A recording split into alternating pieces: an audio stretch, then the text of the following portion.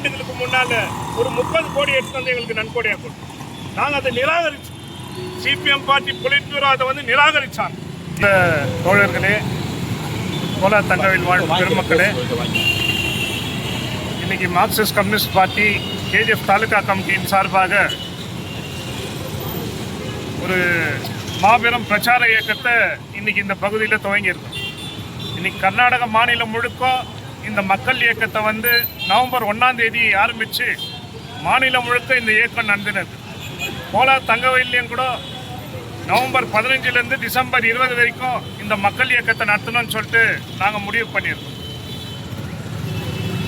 இதனுடைய முக்கியமான விஷயம் என்னன்னாக்கா, இன்னைக்கு கோலார் தங்கவேல் நாம் எடுத்துக்கினாக்கா, இந்த தங்கவேல் வந்து மிகப்பெரிய ஒரு தொழிலாளிங்க அதிகமாக இருக்கக்கூடிய ஒரு நகரம், தாலுக்காவும் கூட. இது பிஜிஎம்எல் ஆரம்பிக்கப்பட்டு இன்னைக்கு பார்த்தோம்னாக்கா மிகப்பெரிய தொழிலாளர்கள் வசிக்கக்கூடிய புதிய தொழிற்சாலைகளை உருவாக்கணுன்ற முதன்மையான கோரிக்கையை இன்னைக்கு வைக்கிறோம். புதிய தொழிற்சாலைகளை உருவாக்குறதுக்கான எல்லா விதமான வசதிகள், இன்ஃப்ராஸ்ட்ரக்சர்ஸ் எல்லாம் நம்ம கோலார் தங்கவேல்ல இருக்கு. இன்னைக்கு பெங்களூர் நகரம் பார்த்தா மூச்சு விட முடியாம திணறு. எல்லா தொழிற்சாலைகளும் எல்லா ஜனங்களும் அங்கே கிட்ட இந்த மாநிலத்துடைய ஜனத்தொகையில் ஒரு 20% அந்த பெங்களூர்லேயே போய் குவிஞ்சு கிடக்குறாங்க. இன்னைக்கு வெளியே வந்தால் தான் இன்னைக்கு வந்து அந்த நகரத்தை கூட காப்பாற்ற முடியும். ஒரு ஈக்குவல் டெவலப்மெண்ட்டை வந்து இந்த மாநிலத்தில் கொடுக்க முடியும். அந்த வகையில் புதிய தொழிற்சாலைகளை உருவாக்கணும். கடந்த சில மாதங்களுக்கு முன்னாடி பிஎம்எல் பகுதியில் இருக்கக்கூடிய கிட்ட 987 ஏக்கரை வந்து கேஏடிபி கர்நாடகா இண்டஸ்ட்ரியல் டெவலப்மெண்ட் போர்டு வந்து கையகப்படுத்தியிருக்கிறாங்க. அங்கே கையகப்படுத்திய பிறகு அந்த இடத்துல எந்த தொழிற்சாலையும் இது வரைக்கும் ஆரம்பிக்கப்படாத ஒரு சூழ்நிலை இன்னைக்கு வந்திருக்கு.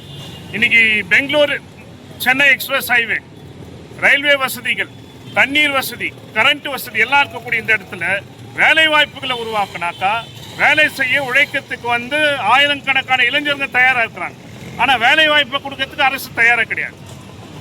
இதை வந்து உடனடியாக செய்யணும். ஒரு தொழிற்சாலை ஆரம்பிக்கப்பட்டதுனாக்கா அங்கே வேலை வாய்ப்பு கிடைக்கும், அந்த தொழிலாளி கையில் பணம் கிடைக்கும், அந்த தொழிலாளி மார்க்கெட்டுக்கு வருவோம், மார்க்கெட் அபிவிருத்தி ஆகும். அது மட்டும் இல்லாமல் விவசாயிங்க அவங்களுடைய உற்பத்தி பொருட்களை இங்கே எடுத்துன்னு வந்து விவசாயிங்க இங்கே வந்து விநியோகம் பண்ணலாம், வியாபாரம் பண்ணலாம்.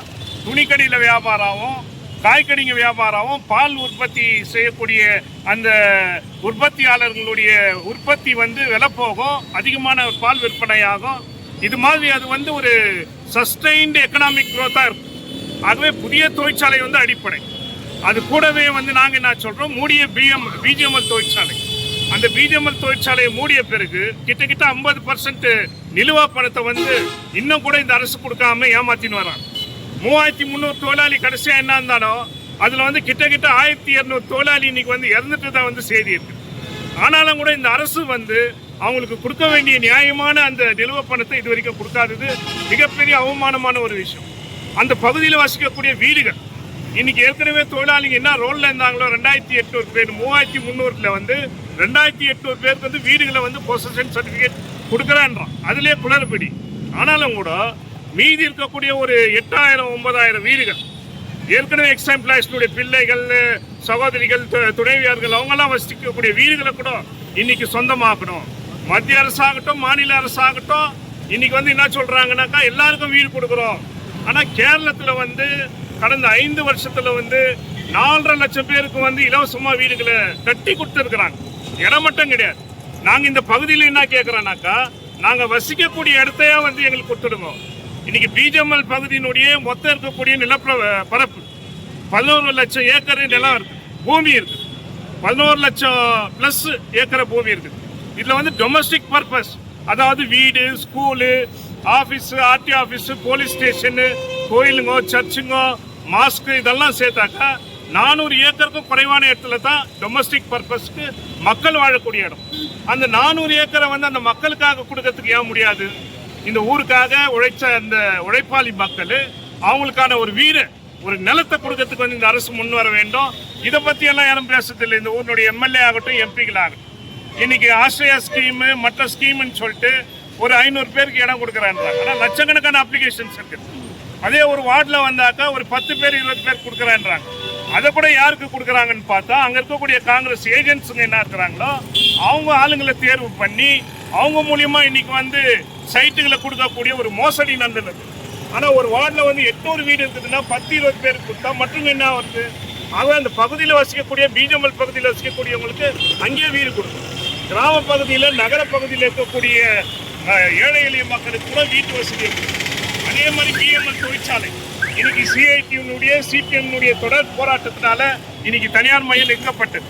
ஆனா அங்க வேலை செய்யக்கூடிய கான்ட்ராக்ட் தொழிலாளி இன்னைக்கு அவனுடைய நிலைமை என்னன்னாக்கா 10,000, 15,000, 18,000 குறைந்த ஊதியத்தில் வந்து இன்னைக்கு வேலை செய்யக்கூடிய நிலைமை. மிகப்பெரிய போராட்டம், 26 நாள் போராட்டம். அந்த போராட்டத்தில் வந்து இந்த ஊரினுடைய எம்எல்ஏ, எம்பி, மத்திய அமைச்சர் குமாரசாமி எல்லாமே கூட போய் அந்த தொழிலாளிகளை காட்டி கொடுத்தாங்களே தவிர வேற எந்த உதவியும் பண்ணல. ஆனா இன்னைக்கு அங்க போராடக்கூடிய தொழிற்சங்கத்து மேலேயும் தொழிற்சங்க தலைவர் மேலேயும் தவறான குற்றச்சாட்டுகளை சொல்றானுங்களே தவிர, ஆனா அந்த போராட்டம் இவ்வளவு பெரிய போராட்டம். சரி, அந்த தொழிற்சங்கம் தொழிலாளிகளுடைய போராட்டம் வெற்றி அடையலைன்னா இந்த ஊரினுடைய எம்பியோ, எம்எல்ஏவோ, மந்திரிகளும் போய் தீர்த்து வைங்க பார்க்கலாம், நாங்கெல்லாம் உங்க பின்னாடி வரோம். எதுவும் பண்றதுக்கு தயார் கிடையாது. ஆனா அந்த தொழிலாளிகளுடைய பிரச்சனையை தீர்க்க வைக்க தயார். எங்க வட இந்தியாவிலேருந்து எத்தனை வரோம், நூற்றுக்கணக்கான அப்பாயின்மெண்ட்டை பண்றோம், ஹைகோர்ட்டை பரிந்துரை பண்றோம். அங்க வேலை செய்யக்கூடிய அந்த தொழிலாளிகளுக்கு வந்து நீ வேலையை கொடு, அவனுக்கு எல்லா விதமான டெக்னிக்கல் இதுவும் இருக்குது, ஆஸ்பெக்ட்ஸ் எல்லாம் இருக்குது, அவன் தகுதியானவன், அவனுக்கான வேலையை கொடு. ஆனால் தயார் கிடையாது. இந்த கோரிக்கை கூட மார்க்சிஸ்ட் பார்ட்டி. இந்த ஊர்ல இருக்கக்கூடிய மிகப்பெரிய பிரச்சனை இன்னைக்கு என்னன்னா குடித்தண்ணீர் பிரச்சனை. இந்த குடித்தண்ணீர் 1905 பெத்மங்கலம் ரிசர்வாயர் உருவாக்கப்பட்டதே வந்து கோலார் தங்கவயல் நகரத்துக்கு வந்து குடித்தண்ணீர் விநியோகம் பண்ணணும்னு சொல்லி. ஆனால் இன்னைக்கு என்ன நிலைமைனாக்கா, அங்கேருந்து அம்ருத் சிட்டின்ற ஒரு ஸ்கீம் உருவாக்குனாங்க. 140 கோடி ரூபாய் சென்ட்ரல் கவர்மெண்ட் ஃபண்டு. அதில் கிட்டத்தட்ட 69 கோடி ரூபாய் வந்து தண்ணீருக்காக ஒதுக்கப்பட்டாங்க. ஏற்கனவே இருந்த பைப் லைன், பெத்மங்கலேருந்து கேஜிஎஃப் வரக்கூடிய பைப் லைன் எல்லாத்தையும் திருடிட்டானுங்க வாட்டர் போர்டுக்காரங்க. அதே இன்ஜினியரும் சரி, அதை அவங்க சார்ந்தவங்களை இன்னைக்கு ஜெயிலில் கூட போனாங்க. ஆனால் இன்னைக்கு புதிய பைப் லைன் அமைத்து தண்ணீர் கிடையாது. தண்ணியா இல்லைனாக்கா அதே பெத்மங்கலால இன்னைக்கு வந்து காவேரி தண்ணி பெங்களூருக்கு, பெங்களூரினுடைய கழிவு தண்ணி கோலார் தங்கவயலுக்கா அப்படின்ற ஒரு கேள்வி இருக்கு. அங்க இருக்கக்கூடிய கழிவு தண்ணி எடுத்துட்டு வந்து இன்னைக்கு பெத்மங்கலம் ஏரியில கலக்குறாங்க. இன்னைக்கு 3rd phase treatment of water, 3வது கட்ட ஒரு சுத்திகரணம், சுத்தம் பண்ணக்கூடிய அந்த தண்ணீரை கொடுத்தா தான் மக்கள் வந்து பயன்பெறக்கூடிய ஒரு வகையில் இருக்கு. இன்னைக்கு எரகோல் ப்ராஜெக்ட் இங்கிருந்து 8 கிலோமீட்டர் மேலே இருக்குது, பூதிக்கோட்டா பக்கத்தில். ஆனால் இங்கேருந்து வேற வேற கோலார் மாவட்டத்தினுடைய பல்வேறு நகரங்கள் கொடுக்குறாங்க, 35 கிலோமீட்டர் தூரம் இருக்கக்கூடிய நகரத்துக்கு. ஆனால் கோலார் தங்கவயலுக்கு அந்த தண்ணி கிடையாது. இதை எங்கே பேசணும்? அசம்பிளியில் பேசணும். எம்பி இந்த விஷயத்தை எழுப்பணும், எம்எல்ஏ இந்த விஷயம் அசம்பிளியில் பேசி அந்த திட்டத்தில் வந்து கோலார் தங்கவயலை சேர்க்கணும், குடி தண்ணீர் கொடுக்கணும். இன்னைக்கு ஆர்ஓ பிளான்ஸ் எல்லா வார்டுலையும், கிராமப்புறங்களில், நகரப்புறங்களில் மிகப்பெரிய ஒரு ஃப்ராட் தான் இருக்குது. மத்திய அமைச்சர் அமித்ஷானுடைய பினாமியா இருக்கக்கூடிய ஸ்ரீராம் சிட்ஸ் அவங்க எடுத்துருக்கிறாங்க அந்த ப்ராஜெக்ட் எல்லாம். கிட்டத்தட்ட 5-6 வருஷம் ஆச்சு அந்த ஆர்ஓ பிளான்ட் இது வரைக்கும் பயனுக்கு வரும். கரண்ட் கொடுத்தா முனிசிபாலிட்டி மூலியமா, கவுன்சிலருங்க மூலியமா நாங்கள் கரண்ட் கனெக்ஷனை கொடுத்தோம், போர்வேலை கொடுத்தோம். ஆனால் செயல்பாடுகள் இல்லாத நிலம். அப்போ இந்த ஊருக்கு குடித்தண்ணீர் முக்கியமான விஷயம். அது கூடவே சுகாதாரம். இன்னைக்கு ஒரு மாசமா நாம பார்க்குறோம் நம்ம கோலார் தங்கவயலுடைய ஹாஸ்பிட்டலுடைய நிலைமை. ஆக்சிடென்ட் ஆகி போனாக்கா பெங்களூருக்கு அனுப்புறோம், குப்பத்துக்கு அனுப்புறோம், போகிற வழியிலே உயிர் போகுது. ஒரு ஹார்ட் சம்மந்தப்பட்ட நோய், ஒரு ஹார்ட் அட்டாக் ஆச்சுனாக்கா ஒரு ஐசியூ கிடையாது, எதுவும் கிடையாது. இன்னைக்கு இந்த ஹாஸ்பிட்டலில் நம்ம கேட்கறது என்னன்னாக்கா, ஒரு மல்டி ஸ்பெஷாலிட்டி ஹாஸ்பிட்டலை இந்த ஹாஸ்பிட்டலில் உருவாக்கணும். இன்னைக்கு இருக்கக்கூடிய டிஸ்ட்ரிக்ட் ஸ்டேட்டஸை வந்து தக்க வைக்கணும், தாலுக் ஸ்டேட்டஸை பண்ணக்கூடாது. அங்கே கார்டியாலஜி டிபார்ட்மெண்ட் உருவாக்கணும், யூராலஜி பண்ணணும், நியூராலஜி பண்ணணும். இதுக்கெல்லாம் கிடையவே கிடையாது. ஒரு எம்ஆர்ஐ ஸ்கேனு, சிடி ஸ்கேனு, ஒரு மல்டி பர்பஸ் பிளட் டெஸ்ட், ஒரு யூனிட்டு, இதெல்லாம் பண்ணுறதுக்கான ஒரு நிலைமை கூட இன்னைக்கு இருக்காது. ஆகவே இதுவும் ஒரு முக்கியமான விஷயமா நாம் இன்னைக்கு பேசுகிறோம். தினப்பயணிகள், இன்னைக்கு கோலார் தங்கவயலில் இருக்கக்கூடிய தினப்பயணிகளுடைய பிரச்சனை மிகப்பெரிய பிரச்சனை. இன்னைக்கு அந்த தொழிலாளிகளுக்கு வந்து பங்கார்பேட்டு மாரிக்குப்பம் இடையில வந்து இரட்டை வழி பாதை அமைக்கணும், குப்பம் மாரிக்குப்பம் லைன் இணைப்பை வந்து துரிதப்படுத்தணும். இது ஒரு முக்கியமான அம்சமா இருக்கு. அதுவே ஒட்டுமொத்தமாக பிஜிஎம்எல், பிஎம்எல், குடித்தண்ணீர், சுகாதாரம், அது மட்டும் இல்லாமல் ஹாஸ்பிட்டல் வசதி, கான்ட்ராக்ட் தொழிலாளிகளுடைய பிரச்சனைகள், இது எல்லாமே முன்னிறுத்தி இன்னைக்கு கோலார் தங்கவயலில் வந்து சிபிஐஎம் கட்சி, communist party of India, Marxist இந்த கையெழுத்து இயக்கத்தை நடத்துகிறோம். அதே மாதிரி மாநில அளவிலான பல்வேறு பிரச்சனைகள், இன்னைக்கு விவசாயிகளுடைய பிரச்சனைகள், இன்னைக்கு தொழிலாளிகளுடைய பிரச்சனை. ஏற்கனவே இங்கே வேலை கிடையாது, நிரந்தர வேலை போயாச்சு, கான்ட்ராக்ட் தொழிலாளியாக இருக்கிறோம். ஏற்கனவே போராடி பெற்ற தொழிலாளர் சட்டங்கள் கிட்டத்தட்ட 40-50 சட்டங்கள் இருந்ததை வந்து இன்னைக்கு மோடி அரசு 4 கோடா இன்னைக்கு மாத்திருக்கக்கூடிய ஒரு மோசமான நிலைமைக்கு இன்னைக்கு தள்ளப்பட்டு யாருக்கு ஆதரவா இந்த நாட்டினுடைய மிகப்பெரிய முதலாளிகளுக்கு ஆதரவா அந்த சட்ட திருத்தங்களை பண்ணி இருக்கிறாங்க. வரக்கூடிய நாட்கள்ல வந்து அது தொழிலாளிகளுக்கு எதிராக தொடுக்கப்பட்ட ஒரு போராட்டம் இன்னைக்கு வந்து மார்க்சிஸ்ட் பார்ட்டி இன்னைக்கு பாக்குறோம். அந்த வகையில தலித்துகளுடைய பிரச்சனை இந்த கேஜிஎஃப் கான்ஸ்டிடியூன்சியும் சரி, கோலார் பாராளுமன்ற தொகுதியும் இன்னைக்கு தலித்துகள் அதிகமாக வாழக்கூடிய பகுதி. இன்னைக்கு தலித்துகள் மேல நடக்கக்கூடிய தாக்குதல், அவங்களுக்கு கிடைக்க வேண்டிய சலுகைகள், இன்னைக்கு ரிசர்வேஷன், அதை பத்தி பெண்கள் சம்பந்தப்பட்ட விஷயங்கள், இது எல்லாமே கூட இந்த கோரிக்கைகளாக வைத்து இன்னைக்கு கோலார் தங்கவயல் முழுக்க 30,000 வீடுகளை வந்து மார்க்சிஸ்ட் பார்ட்டி சந்திக்கணும். அவங்களுக்கு வந்து இந்த விஷயங்களை சொல்லணும். இதெல்லாம் நடக்கக்கூடிய நேரத்தில் இந்த ஞானத்தை நாங்கள் எடுத்துன்னு போறோம்னாக்கா மக்கள் மத்தியில் இந்த பிரச்சனைகளை எடுத்துன்னு போய் அவேர்னஸ் கொடுக்கணும், தெளிவுபடுத்தணும். இதுதான் உண்மையான பிரச்சனைகள் இந்த ஊர்ல. இந்த பிரச்சனைகள் தீர்க்கப்பட வேண்டும். இந்த பிரச்சனைகளை தீர்க்கப்பட்டாக்கா மக்கள் நல்ல விதமா வாழ்வாங்க.